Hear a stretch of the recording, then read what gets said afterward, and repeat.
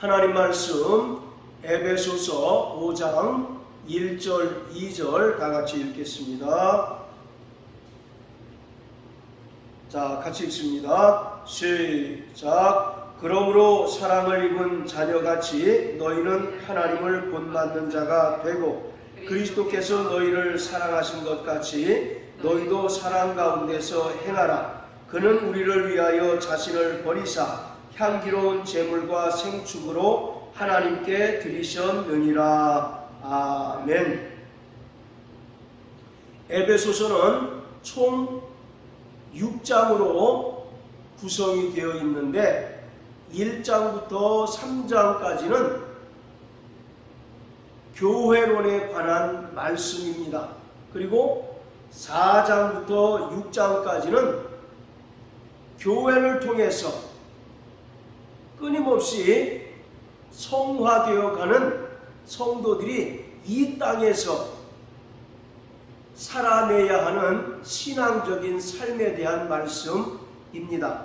자, 그 중에서 오늘 5장 1절 2절의 말씀은 4장 31절 32절의 말씀과 계속 연결이 되는 겁니다. 1절에 보면 그러므로 사랑을 입은 자녀같이 라고 말씀하고 있는데, 여기서 그러므로 라고 하는 접속사를 통해서 4장 31절과 32절과 5장 1, 2절이 서로 연결되었다는 사실을 우리가 알 수가 있습니다.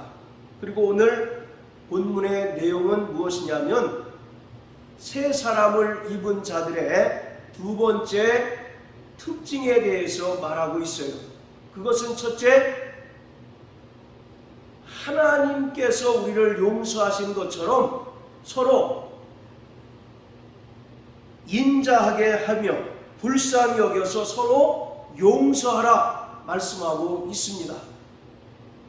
마태복음 18장의 말씀처럼 너희가 마음의 중심으로 형제를 용서하지 않으면 너희 천국께서도 너희를 용서하지 않는다라고 말씀하신 것처럼 우리는 1만 달란트를 탕감받은 자들입니다. 이처럼 우리가 하나님으로부터 용서받은 것처럼 다른 사람을 향하여 인자하게 하고 또 불쌍히 여기며 서로 용서해야 할 것을 말씀하고 있습니다.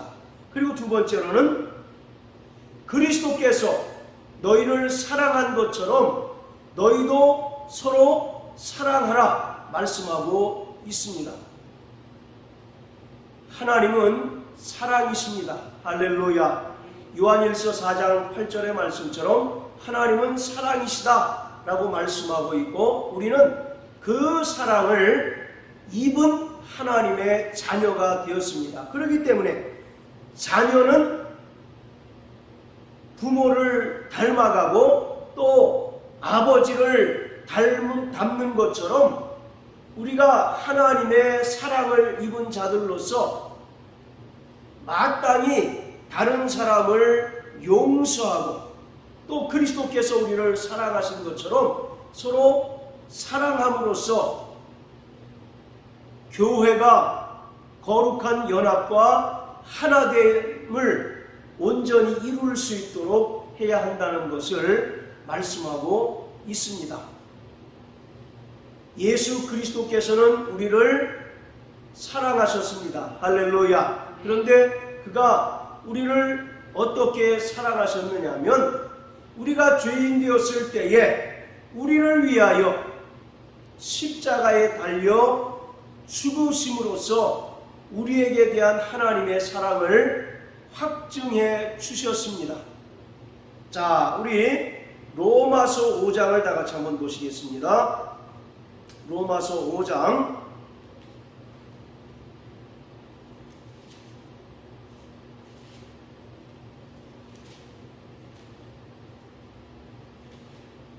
자, 우리 7절부터 8절까지 읽어보겠습니다. 시작. 의인을 위하여 죽는 자가 쉽지 않고 선인을 위하여 용감히 죽는 자가 혹 있거니와 우리가 아직 죄인 되었을 때에 그리스도께서 우리를 위하여 죽으심으로 하나님께서 우리에게 대한 자기의 사랑을 확증하셨느니라. 아멘. 7절에 뭐라고 말씀하시냐면 의인을 위하여 죽는 자가 쉽지 않고 선인을 위하여 용감히 죽는 자가 혹 있다라고 말씀하고 있습니다. 이처럼 의인을 위하여 또 선한 자를 위하여 대신 죽는 자가 인간의 역사 이래로 혹 있었다는 것을 말씀하고 있어요. 그런데 예수님께서는 선한 자 또 의로운 자를 위하여 이 땅에 오셔서 죽으신 것이 아니라 죄인 된 자, 죄로 말미암아 마땅히 죽을 자들마저 예수님께서는 사랑하셨는데 어떻게 사랑하셨느냐? 가장 처참한 그리고 가장 혐오스럽고 부끄러운 십자가를 짊어지심으로써 우리를 사랑하셨고 우리에게 대한 하나님의 사랑을 나타내 주셨다라고 말씀하고 있습니다. 이것이 하나님의 지극히 큰 사랑입니다. 요한복음 15장 13절에 보면 사람이 형제를 위하여 목숨을 버리는 것보다 더 큰 사랑은 없다라고 말씀하고 있어요. 인간의 역사 가운데 혹이 의로운 사람을 위해서 또 선한 사람을 위하여 대신 죽어주는 사람은 혹 있었다는 것입니다. 그러나 죽어 마땅한 자, 그 죄로 인하여 죽어 마땅한 자를 위해서 죽은 자는 대신 죽어준 자는 하나도 없었지만 예수 그리스도께서는 우리가 죄인 되었을 때에 즉 죄의 굴레에 여전히 속박되어 있고 그 죄로 인하여 마땅히 영원한 형벌을 받기에 합당한 우리를 위하여 그가 대신 십자가에 달려 죽으심으로써 우리를 구원하시고 우리를 의롭게 여기셨을 뿐만 아니라 하나님께서 우리를 사랑하시는 그 사랑을 확증해 주셨다는 것을 말하고 있습니다. 이처럼 예수 그리스도께서 짊어지신 십자가는 가장 완전하고 가장 완벽한 사랑입니다. 이 세상에서도 사람들이 사랑을 말하고 또 사랑을 노래합니다. 대중가요를 보면 사랑이 빠진 노래가 없을 정도로 사람들도 사랑에 대해서 노래하고 또 사랑을 말합니다. 그러나 세상에서 속한 사랑은 육체적인 사랑이고 또 육체를 탐닉하는 에로스적인 사랑이지만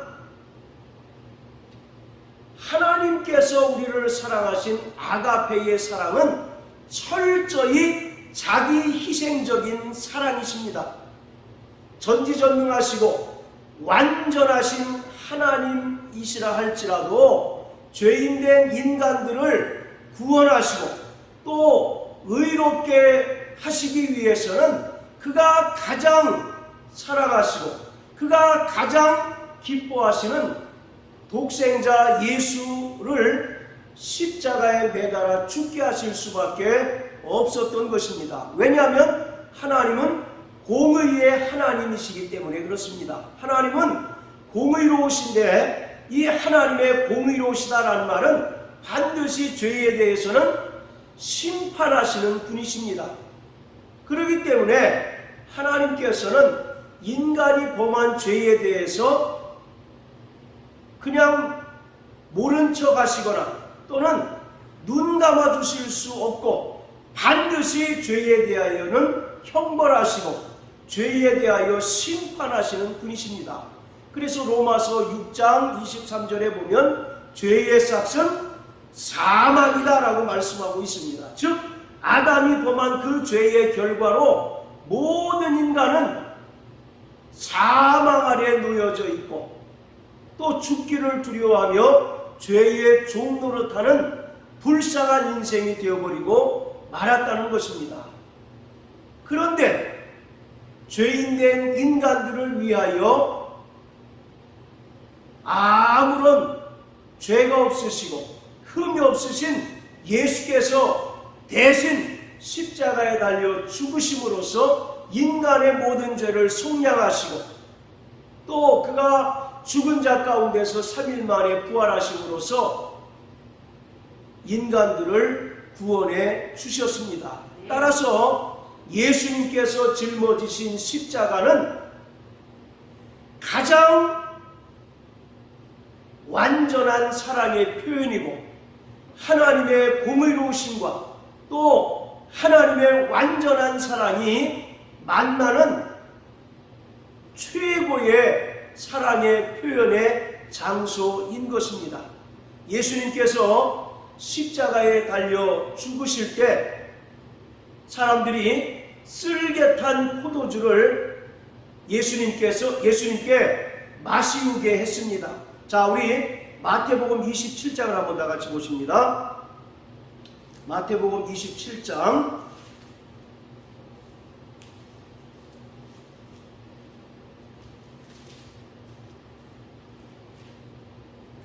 자, 33절 34절 다 같이 한번 읽습니다. 시작. 골고다 즉 해골의 곳이라는 곳에 이르러 쓸개탄 포도주를 예수께 주어 마시게 하려 하였더니 예수께서 맛보시고 마시고자 아니하시더라.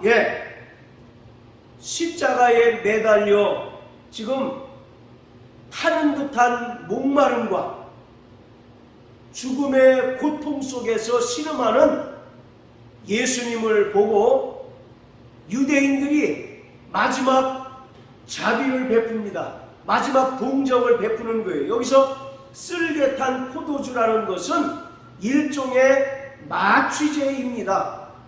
그래서 마가복음에는 쓸개탄 포도주라고 하지 않고 몰약을 탄 포도주라고 이렇게 얘기합니다. 몰약이라고 하는 것은 고대의 마취제로 쓰였던 그런 재료라고 합니다. 왜 쓸개탄 포도주를 죄인에게 마시우게 할까요?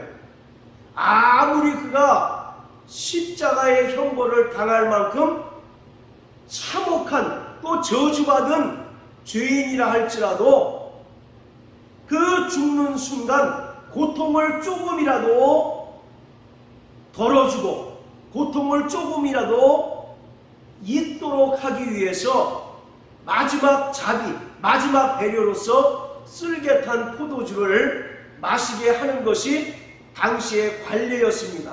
그런데 예수님은 34절에 뭐라고 얘기하십니까? 예수께서 맛보시고 마시고자 하지 아니하였다라고 말씀합니다. 아니, 그걸 좀 마시면 그나마 그 극한의 고통에서 조금이라도 고통을 덜 수 있고 고통을 경감받을 수 있는데 왜 예수님은 한사코 쓸개탄 포도주를 마시지 않았을까요? 인간의 모든 고통을 그 육체로 온전히 짊어지시기 위해서 마지막 배려로 준 마취제의 일종인 쓸개탄 포도주를 마시지 않았던 것입니다.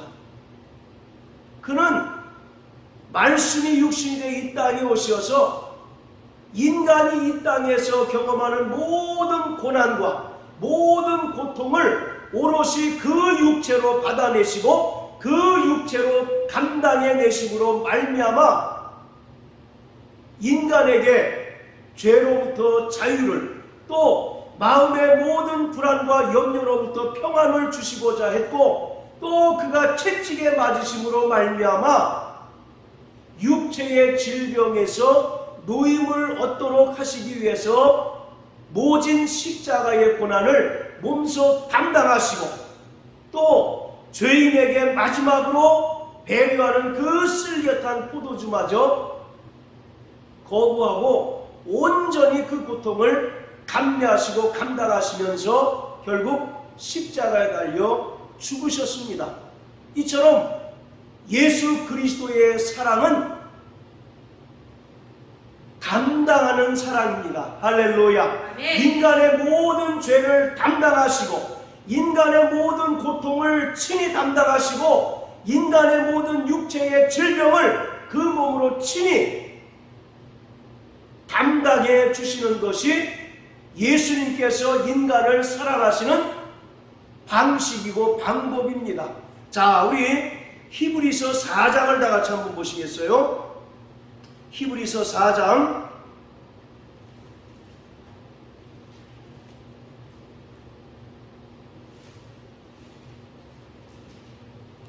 자 15절입니다. 시작. 우리에게 있는 대제사장은 우리 연약함을 체휼하지 아니하는 자가 아니요 모든 일에 우리와 한결같이 시험을 받은 자로 돼 죄는 없으시니라. 할렐루야. 바로 우리에게 있는 영원한 대제사장이신 예수 그리스도는 우리 연약함을 체휼하지 아니하는 자가 아니요 이중 부정의 표현을 사용하고 있습니다. 이것은 강한 긍정을 나타내는 거죠. 강한 긍정을 나타내는 겁니다. 즉 예수님께서 육체로 오셔서 우리의 모든 연약함을 몸소 체휼하셨다라고 말씀하고 있습니다. 자, 따라서 예수님은 우리 연약함을 체휼하셨다. 예, 여기서 중요한 것은 체휼이라고 하는 단어인데 이 말은 동정하다 그런 뜻입니다. 측은히 여기고 또 동정하다라고 하는 그런 뜻이에요. 그런데 그냥 심적으로만 동정한 것이 아닙니다. 요즘 유행하는 말로 영혼 없는 그런 마음으로 너희들 참 안 됐구나. 죄 가운데 그렇게 고통받고 있고 또 육체의 질병으로 인하여 고통받고 있으니 참 안 됐구나 라고 이와 같이 전혀 진심이 느껴지지 않는 그런 상태에서 동정하는 것이 아니라 여기서 체휼이라고 하는 것은 예수님께서 인간의 연약함을 동정하시고 또 측은히 여기셨는데 어떻게 측은히 여기셨느냐면 그가 몸소 인간의 모든 고난과 인간의 모든 고통에 동참하심으로써 그 인간의 연약함을 동정하셨다라고 말씀하고 있는 것입니다. 할렐루야. 그래서 이사야서 53장 5절에 그가 찔림은 우리의 죄악을 인함이라 그가 상함은 우리의 허물을 인함이라 그가 징계를 당함으로 너희가 평안을 누리고 그가 채찍에 맞으심으로 너희가 나음을 입었도다 라고 이와 같이 말씀하고 있습니다. 이처럼 예수님께서는 인간의 연약함을 동정하셨습니다. 그러나 그냥 진심 없는 마음으로만 동정하신 것이 아니라 몸소 말씀이 육신이 되어 이 땅에 오셔서 인간의 모든 생사고락을 경험하시고 인간의 모든 연약함을 친히 감당하심으로써 인간의 연약함을 동정하시고 또 죄에서 우리를 구원하셨다라고 말씀하고 있는 것입니다. 자, 또 베드로전서 2장을 다 같이 한번 보시겠습니다. 베드로전서 2장 자 24절입니다. 시작. 친히 나무에 달려 그 몸으로 우리 죄를 담당하셨으니 이는 우리로 죄에 대하여 죽고 의에 대하여 살게 하려 하심이라. 저가 채찍에 맞음으로 너희는 나음을 입었나니. 할렐루야. 바로 친히 나무에 달려 그 몸으로 우리 죄를 어떻게 하셨다고요? 담당하셨다라고 말씀합니다. 즉 예수님의 사랑은 우리의 모든 연약함을 친히 담당하신 것입니다. 우리 인간은 죄로 인하여 연약한 존재들입니다. 그래서 예수님께서 그 육체로 인간의 죄를 담당해 주셨고, 인간은 늘 두려움과 죽음의 공포 속에서 살아갈 수밖에 없는 불쌍한 존재인데, 예수님께서 그 몸으로 친히 징계를 당하심으로 우리에게 평안을 누리게 하셨고, 또 그가 로마 군병의 채찍에 맞으심으로 말미암아 우리에게 모든 육체의 질병에서 노임을 얻게 해 주셨어요. 할렐루야. 이처럼 예수님께서는 말로만 내가 너를 사랑한단다, 내가 너희를 사랑한단다 라고 말씀하지 않으시고, 그가 본래 하나님과 동등되신 분이시나 동등됨을 취할 것으로 여기지 아니하시고 이 땅에 종의 형체를 입고 또 오셔서 십자가에 달려 죽기까지 하심으로 우리를 향하신 하나님의 사랑을 나타내 주셨고, 또 십자가에 달려 죽으심으로 말미암아 우리의 모든 죄를 담당해 주셨고, 우리의 마음의 모든 두려움과 염려를 친히 담당해 주셨을 뿐만 아니라 육체의 모든 질병을 친히 담당해 주셨습니다. 할렐루야. 이처럼 십자가의 사랑보다 더 크고 더 위대한 사랑은 없을 것입니다. 사람들은 이렇게 이야기할 수 있어요. 아니, 전지전능하신 하나님께서 왜 그 참혹한 십자가에 매달려 죽으셨는가 라고 이와 같이 의아해하고, 그런 능력 없는 하나님은 우리가 믿을 수 없다라고 이와 같이 이야기하는 사람들도 있을 것입니다. 그러나 하나님은 그가 정하신 말씀을 결코 초월할 수 없는 분이시기에 그가 정하신 방법대로 인간을 사랑하셨고, 또 그가 정하신 방법대로 인간을 구원하시기 위해서 그 아들 예수 그리스도를 십자가에 매달아 죽게 하셨던 것입니다. 오늘 우리는 그 큰 사랑을 받은 자인 것을 믿으시길 주의 이름으로 축원합니다. 그래서 요한복음 15장 13절에 보면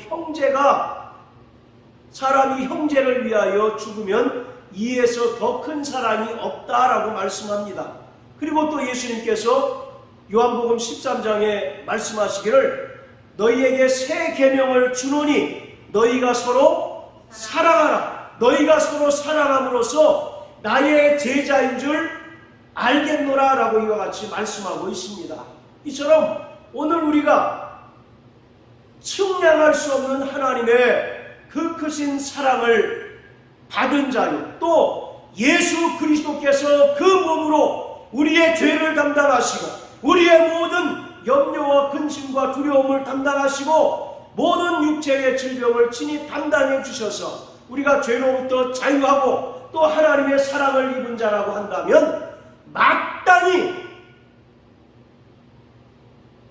이웃을 사랑하고 또 형제를 사랑하는 것이 마땅하다라고 이와 같이 말씀하고 있습니다. 자, 우리 요한복음 15장을 다 같이 한번 보시겠습니다. 요한복음 15장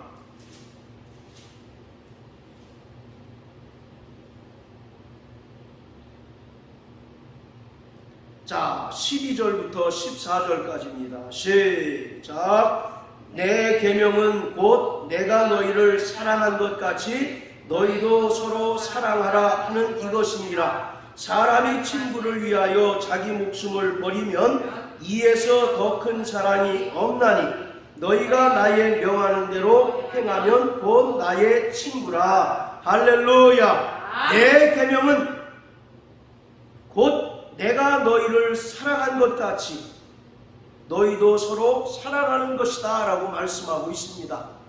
우리는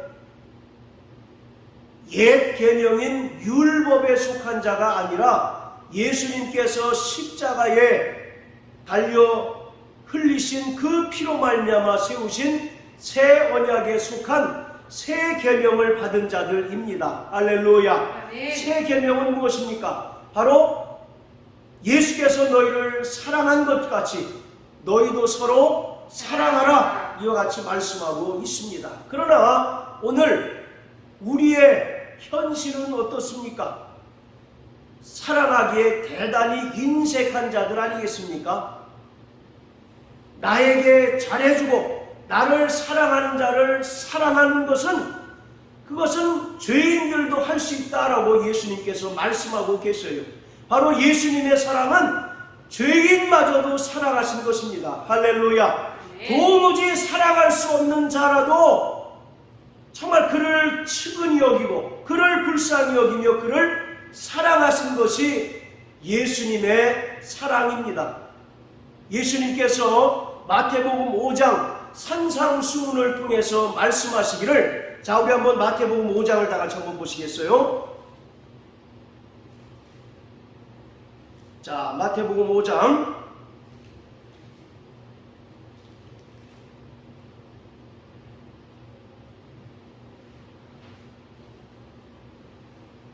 46절부터 48절까지입니다.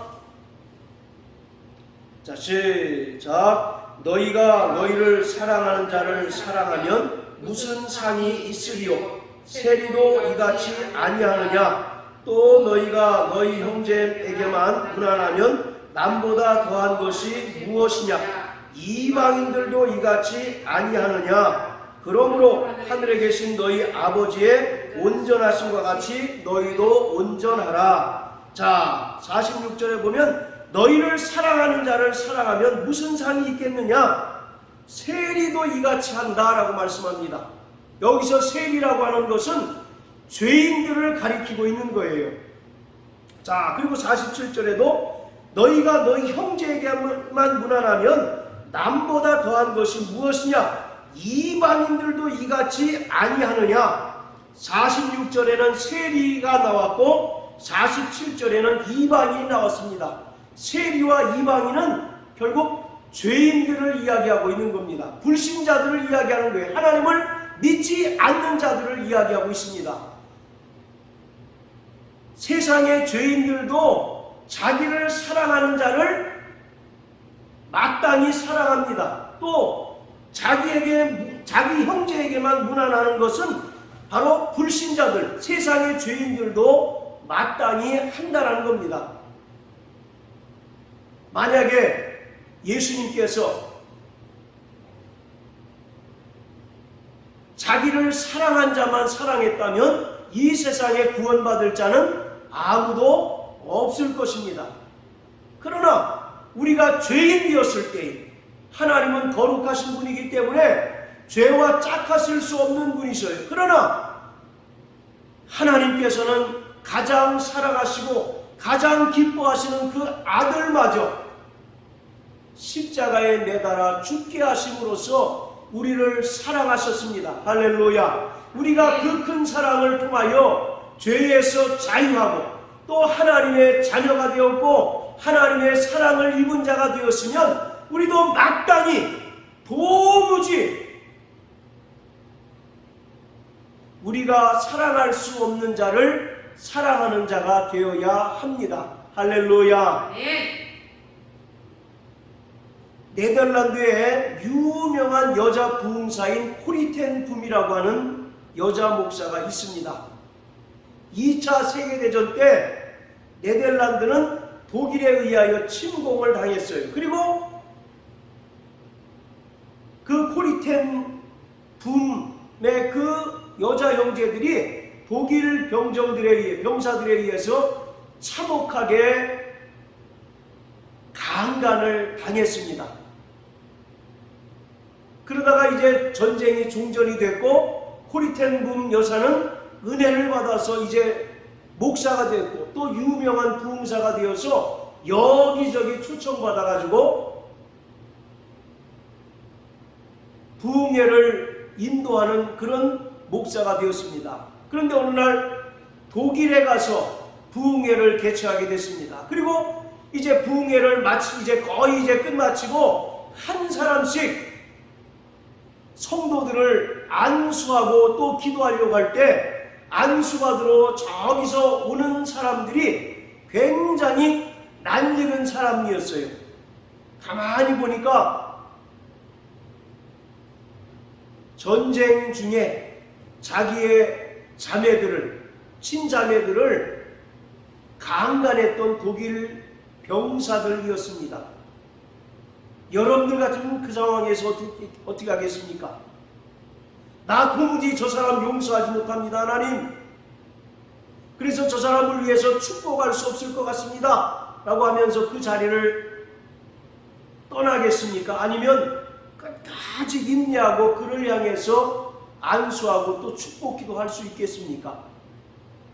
그 짧은 시간에 코리텐붐 여사의 그 마음에는 심한 갈등이 있었습니다. 하나님, 나는 저들을 도무지 용서할 수 없습니다. 저들이 나와 내 가족들에게 몹쓸 짓을 저질렀는데요. 나는 저 사람들을 도무지 용서할 수 없습니다 라고 마음에 하나님을 향한 저항하는 마음이 있었습니다. 그런데 그러한 코리텐붐에게 하나님께서 강하게 말씀하십니다. 용서하라. 할렐루야. 용서하라. 하나님께서 너를 용서한 것 같이 너도 그들을 용서하라고 강하게 말씀하십니다. 그 말씀에 미움이 눈 녹듯 사라지고 그를 위하여 진심으로 안수하고 축복 기도했을 때 그 부흥회가 눈물바다가 됐다는 사실을 바로 기록하고 있습니다. 오늘 이처럼 우리가 남을 용서하는 것은 결코 쉽지 않습니다. 또 남을 사랑하는 것은 결코 쉽지 않은 일입니다. 더더군다나 다른 사람이 나에게 해코지하고 다른 사람이 내게 몹쓸 짓을 했을 때 그를 용서하는 것은 정말 어렵고 불가능한 일입니다. 그러나 한편으로 생각할 때 하나님 보시기에 나는 도무지 용서받을 수 없는 죄인이요, 또 하나님 보시기에 도무지 하나님의 사랑받을 수 없는 죄인이었다는 사실을 인정하고 고백하고 시인할 때 그곳에 비로소 용서할 수 있고 사랑할 수 있는 마음이 생겨날 수 있는 것입니다. 할렐루야. 네. 그래서 바로 이 용서와 사랑이라고 하는 것은 인간의 감정이 아니라 성령님께서 주시는 예수님의 성품입니다. 할렐루야. 네. 성령께서 우리를 강하게 감동하시고 성령께서 우리를 강하게 역사하실 때 우리는 도무지 용서할 수 없는 자를 용서할 수 있고 또 도무지 사랑할 수 없는 자를 사랑할 수 있게 되는 것입니다. 그러므로 사랑하는 성도 여러분, 정말 도무지 용서할 수 없을 때 하나님, 나는 저 사람을 도무지 용서할 수 없습니다. 그러나 내가 하나님 앞에 죄인이었었고 하나님 앞에 용서받을 수 없었던 죄인인 것을 깨닫게 하시고 그 큰 사랑으로 나를 지배해 주십시오. 그러면 내가 용서할 수 있습니다 라고 고백하고 시인할 때 그때 비로소 용서할 수 있는 마음이 생겨나게 되는 것입니다.